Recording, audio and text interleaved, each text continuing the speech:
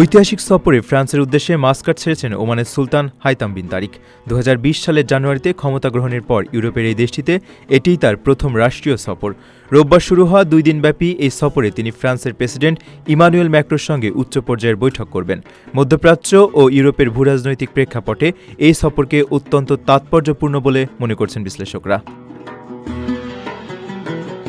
সফরকালে 2 শীর্ষ নেতার মধ্যকার বৈঠকে মূলত দ্বিপক্ষীয় সম্পর্ক জোরদার করার উপর সর্বাধিক গুরুত্ব দেওয়া হবে। পাশাপাশি বাণিজ্য, বিনিয়োগ, জ্বালানি, প্রতিরক্ষা, সংস্কৃতি ও শিক্ষার মতো গুরুত্বপূর্ণ খাতগুলোতে সহযোগিতা সম্প্রসারণের উপায় নিয়ে আলোচনা করবেন তারা।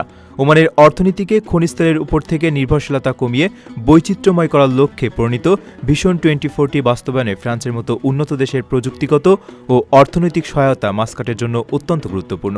বিশেষ করে নবায়নযোগ্য জ্বালানি এবং আধুনিক প্রতিরক্ষা ব্যবস্থায় বিদেশি বিনিয়োগ আকর্ষণে এই সফর বড় ভূমিকা রাখবে বলে আশা করা হচ্ছে।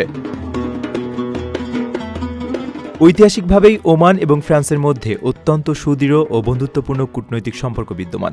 উপসাগরীয় অঞ্চলে শান্তি ও স্থিতিশীলতা বজায় রাখা এবং সামুদ্রিক নিরাপত্তা নিশ্চিত করার ক্ষেত্রে দেশ দুটি দীর্ঘদিন ধরে ঘনিষ্ঠভাবে কাজ করে আসছে। সুলতান হাইতামের এই সফরের মধ্য দিয়ে প্যারিস ও মাস্কাটের সেই ঐতিহাসিক মিত্রতা নতুন মাত্রায় প্রবেশ করবে বলে প্রত্যাশা করা হচ্ছে।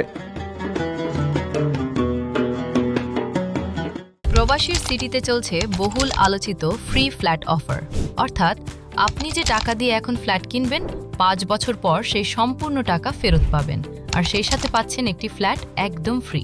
অফারটি সীমিত সময়ের জন্য, তাই দ্রুত যোগাযোগ করুন স্ক্রিনে দেওয়া নাম্বারে।